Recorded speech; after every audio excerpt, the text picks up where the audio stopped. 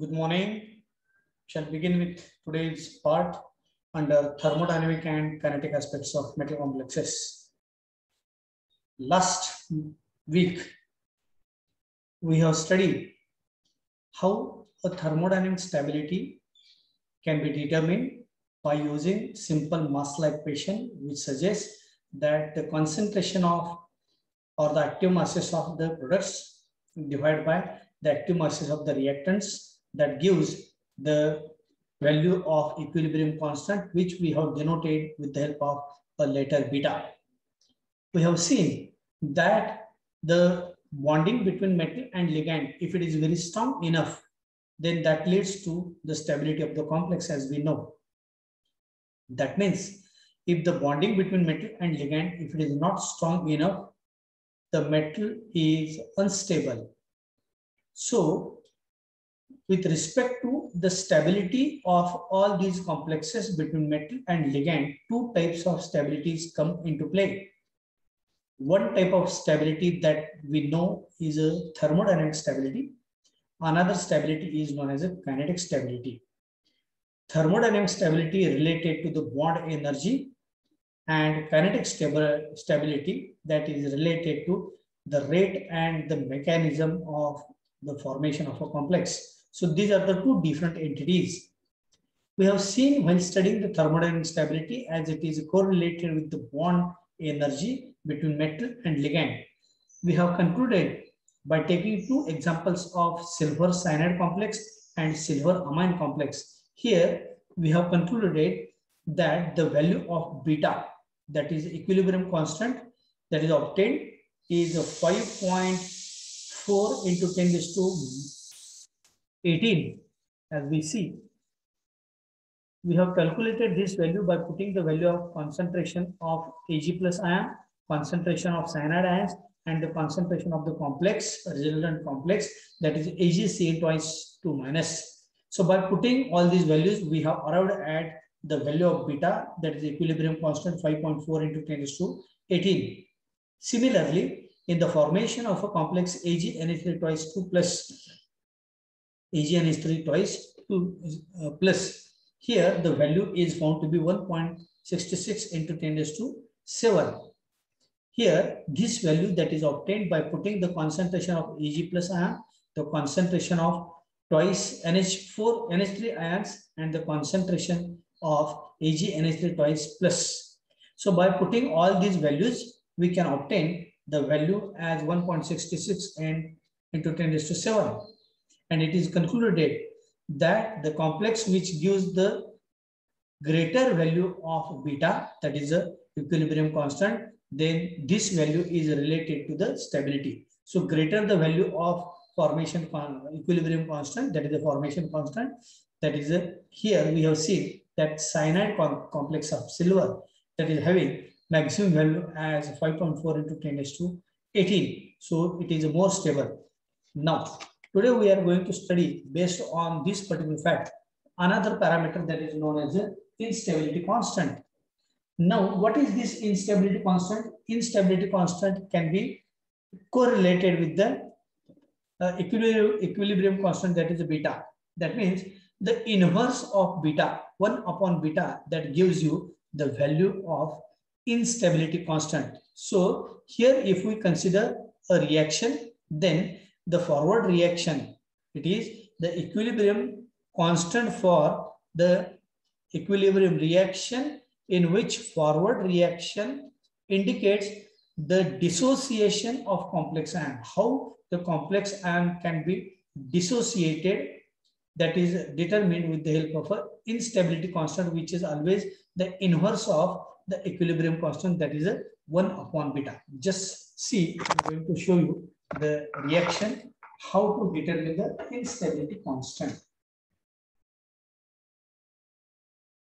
Sometimes a multiple choice question may be asked that instability constant is, you should remember instability constant is nothing but it is the inverse of equilibrium constant, that is the beta, 1 upon beta. So instability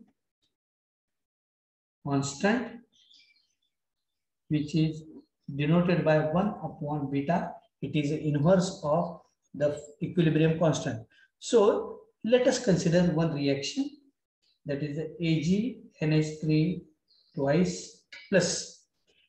Here, when this complex of silver amine complex, when it gets dissociated, on dissociation, it gives the ions Ag plus twice NH3. Here, if we calculate the value of K, that is some constant, that as we know by applying law of mass action, it is the concentration of the products. The products are Ag plus and NH3, which are neutral, divided by the active masses or the concentration of Ag NH3 twice plus. Now here, if we put the value of Ag plus NH3, then Ag NH3 twice plus. So all these values, if we put, then this value comes to be 6.0 into 10 raised to minus 8.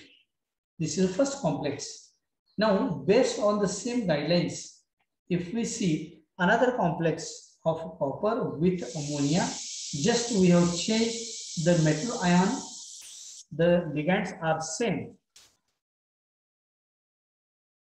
Now, here, when this cupra-ammonium complex undergoes dissociation, it can form Cu plus 2 plus 4 NH3.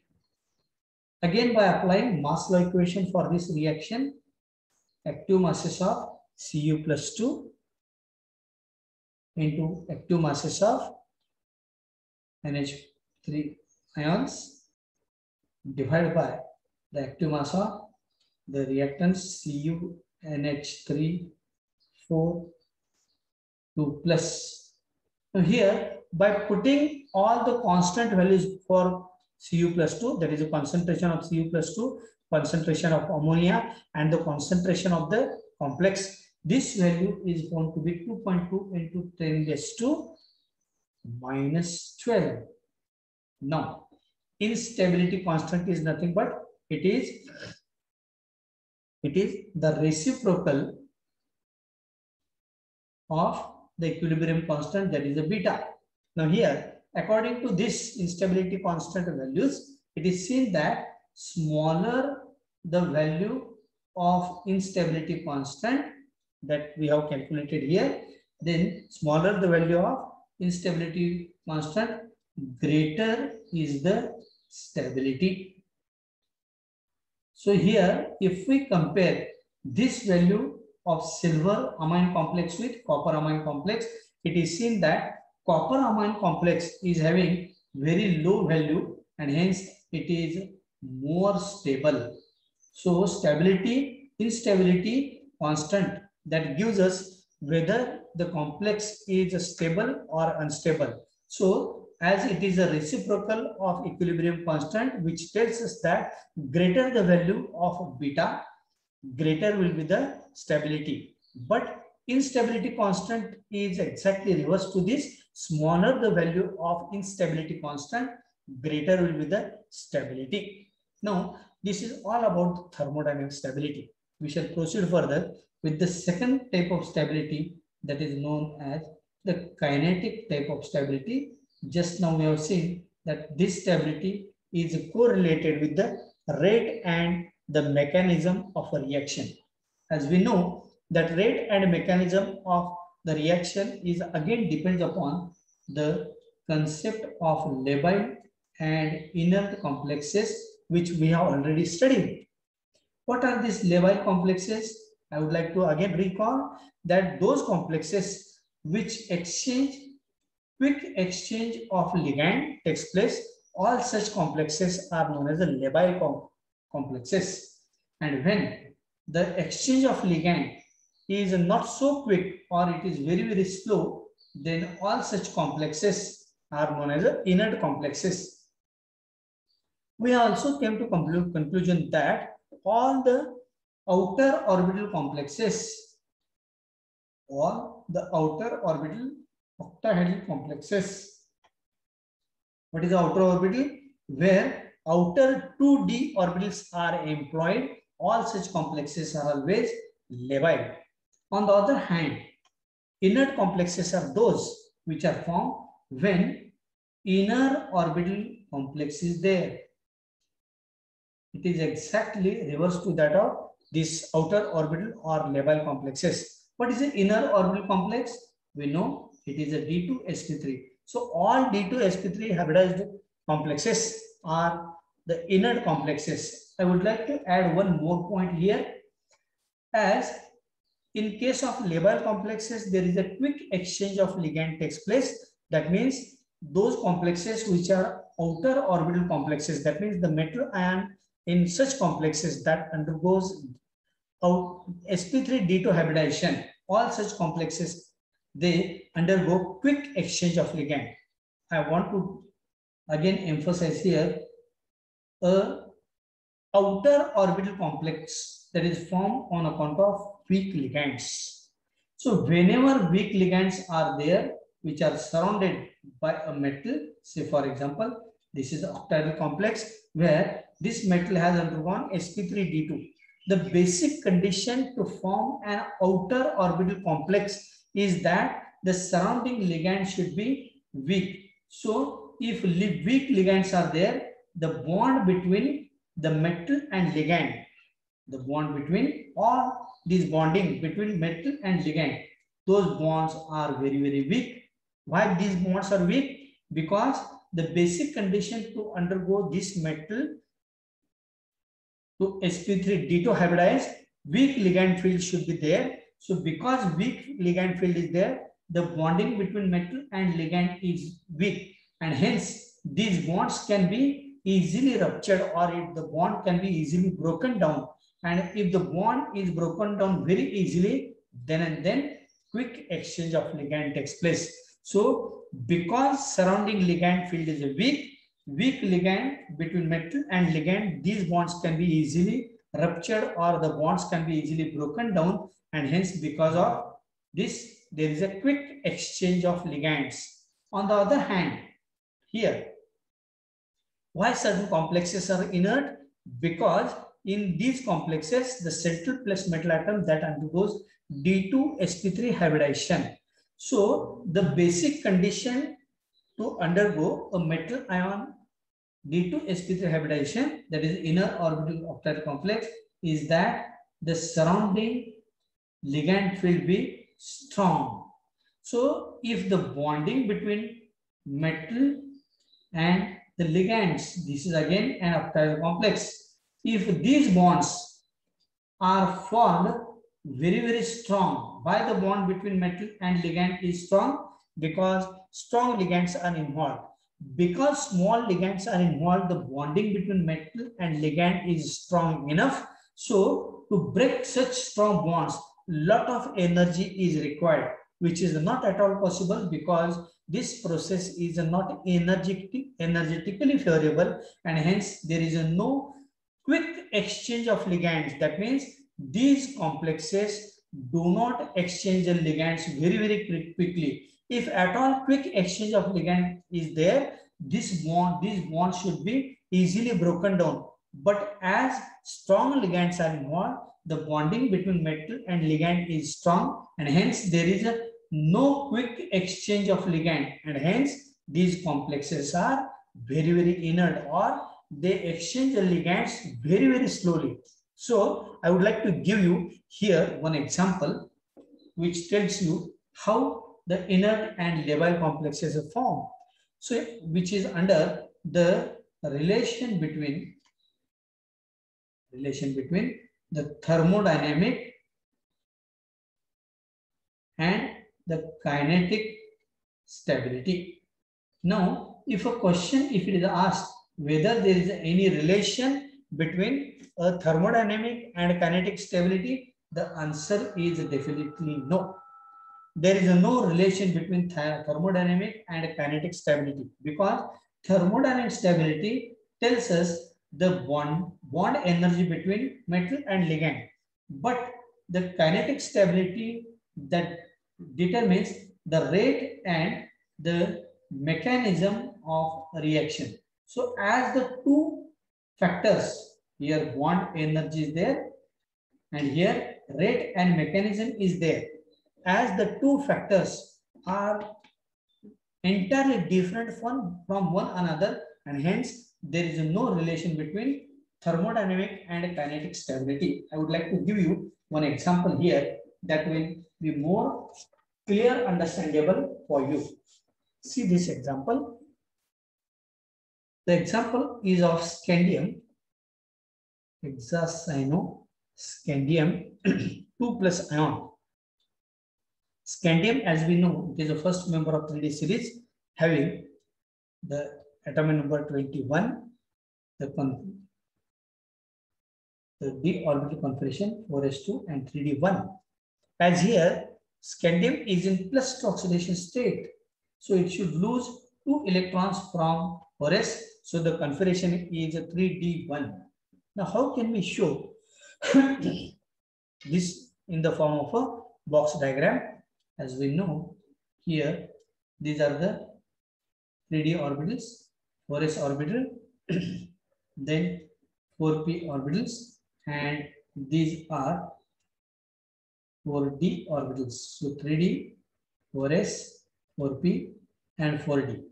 So here, in case of scandium complex, only one electron is present in its 3d level. Now here, because only one electron is there, and hence here the 6 water molecules which form a weak ligand field, those electron pairs, that is 6 electron pairs, are now occupied in all these 6 orbitals, namely sp3, and these are d2, and hence such complexes are labile complexes. So here, as the outer 2d orbitals are employed, and hence it is a labile complex. That means the bond between scandium and all the water molecules, this bond is very, very weak. As weak bonding is there, these complexes can easily exchange the ligands, and hence all such complexes are labile complexes. Or another example I would like to give you for the complex of MnCl6 4+. As we know, manganese is a central element from 3D series having atom number 25. In terms of 4s and 3d, the electronic configuration is 18 is the atomic number of argon, 18 plus 2 is a 20 plus 5 is a 25. So 6 minus 4 is manganese is having plus oxidation state. So to show plus oxidation state, these 2 electrons are lost by manganese, so it becomes 3d5. Now, how can we show in the form of box diagram? This is 3d, 4s, and 4p. 3d, 4s, 4p. Now here, manganese contains 5 unpaired electrons. 3d5. 4s 0 because loss of these 2 electrons takes place. 4p is there. When the cyanide ligands come closer to all these d orbitals of manganese, then these cyanide ligands forces these unpaired electrons to pair off in the same orbital, that is same 3d orbital, and now the resultant picture is like this. This electron gets paired up here. This electron gets paired up here, and this electron remains as it is. So before the approach of cyanide ligands, there were 5 unpaired electrons are there.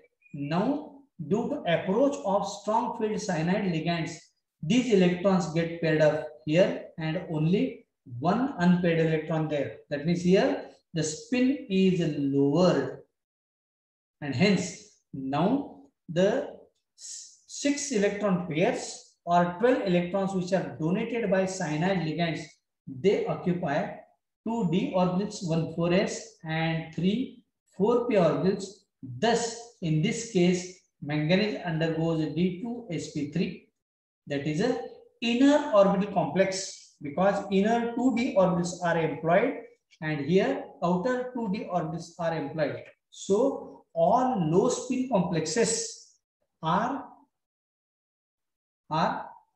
inert, or all D2 sp3 hybridized complexes or inner orbital octahedral complexes are inert. Because why they are inert? Say for example, if this is a manganese and 6 cyanide ligands which are surrounded by this manganese, then the resultant picture can be like this.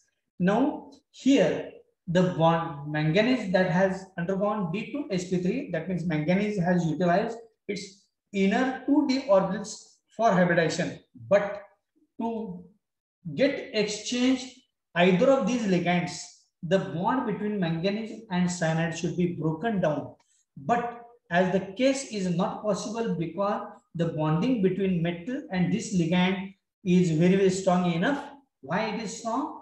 Because the cyanide ligands, which I have shown here, all these ligands are strong. Because strong ligand field is there, they can form very strong bonds, and as strong bonds cannot be easily broken, and hence all D2sp3 hybridized complexes or all inner orbital octahedral complexes or all low spin complexes are of the inert type. So this is a main difference between a labile and inert type of complex. So in conclusion, we can say that all outer orbital octahedral complexes are labile and all inner orbital complexes are inert because they do not undergo quick exchange of ligands because of rather strong bonding. So this is how we have seen that the relation between the thermodynamic and kinetic aspects.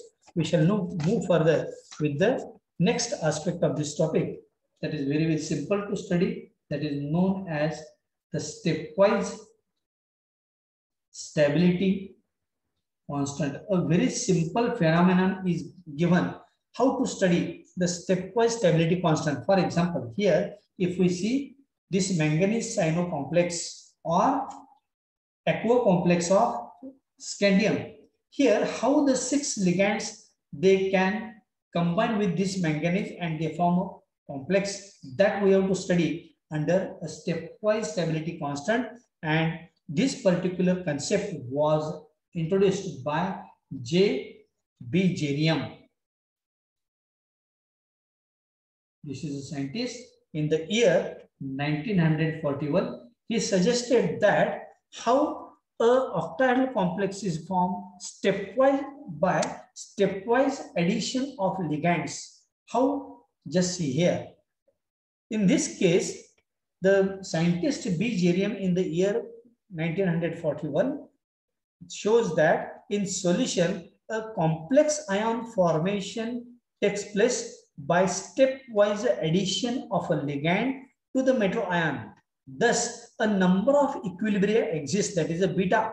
Number of equilibria exists in solution that I would like to show you here. For example, if a metal L is there, first step, when this ligand combines with this, it can form Ml as a complex. Here, beta, that is a active mass of the product, Ml divided by active masses of the reactant. So this gives, so by putting the value of Ml divided by M into L, that gives you the first step, that is a beta. Now, in the second step, this is the first step. Second step, the already formed complex Ml again receives one more ligand so as to form another complex as Ml2. Here we can refer this as beta 2. The first is a beta 1. First step is a beta 1. How can we write? This is a Ml2 divided by Ml into L.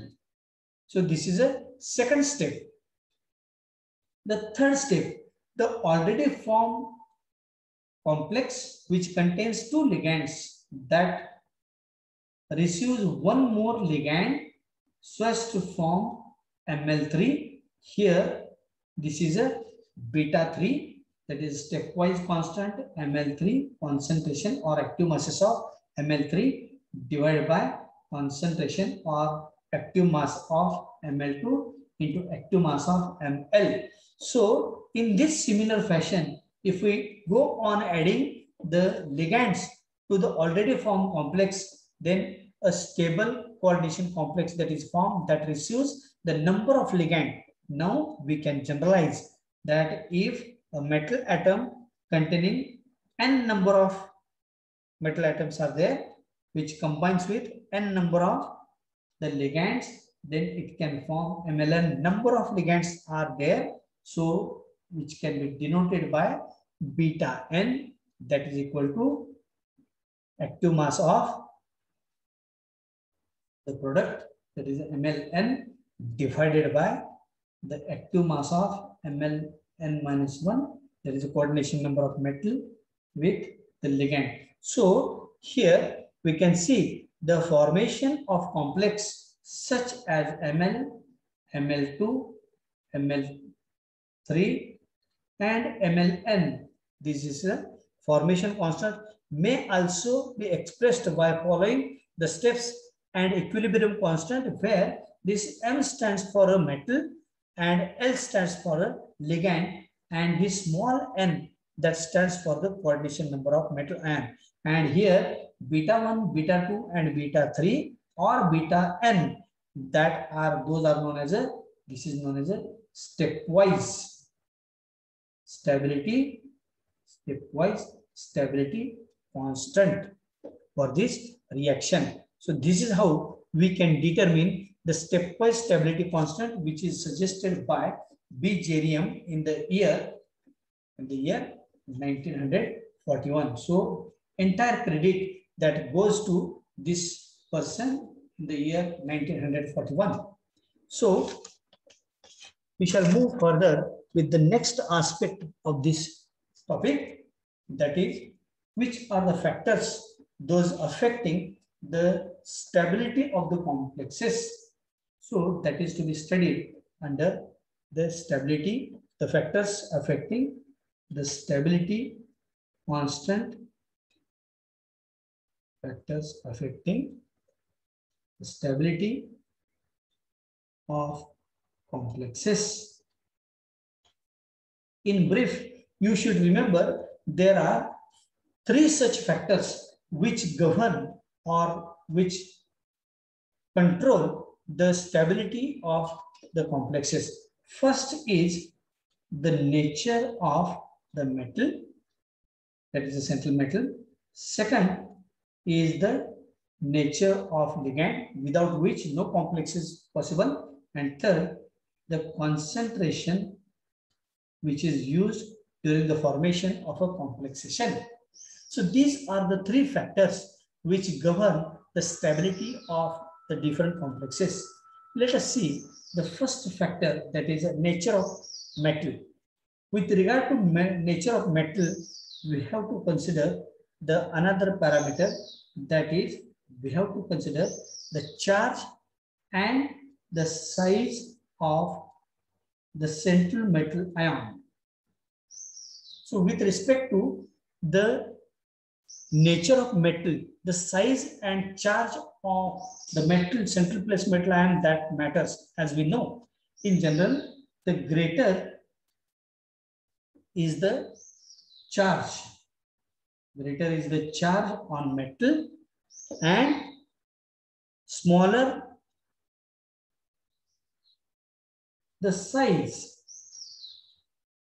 Smaller the size of metal, that leads to the stability, that means more will be the stability. So to have greater stability, the charge as well as the size of the metal, that matters. How that? I would like to give you one example here. In other words, higher the charge on metal, say for example, if we are having two metals, one metal, one is having greater charge, another is having smaller charge. Now the question arises, if ferric ion form a complex and ferrous ion form a complex, which is more stable? As per this sentence, that greater the charge on metal, here on this ferric ion is having greater charge. So the complexes which involve ferric ions which are more stable and these are less stable. Why this ferric ion is a more stable? because this size that also matter. So the ferric ion, which is having the atomic size 0.64 angstrom unit, and the size of ferrous ion that is large enough, that is 0.76 angstrom units. So if we compare the charge as well as the size, then definitely ferric ions which are having greater charge, small size. So because of greater size and small size and greater charge, they can approach to the ligand more closely as possible. While the ferrous ions which are having small size, small charge and greater size, they do not approach the ligands more effectively, and because of this case, these complexes are less stable and these are more stable. So here, if we carry out one reaction, that Fe plus 3 plus 6 cyanides, then it gives a complex like this, FeCN6 3 minus with Fe plus 2, again 6 cyanide, it gives the complex as FeCN6 2 minus. So this is a ferrous ion, this is a ferric ion. Here the beta value is found to be 1.2 into 10 raised to 31, and here beta value is again 1.8 into 10 raised to 6. So here definitely this complex, that is a ferric complex, is more stable. So this is how the charge which is present on the metal, that is greater the charge, smaller the size. So greater the charge, smaller is the size. These complexes, that is a first complex of iron, that is more stable. So you have to join once again by clicking the same link.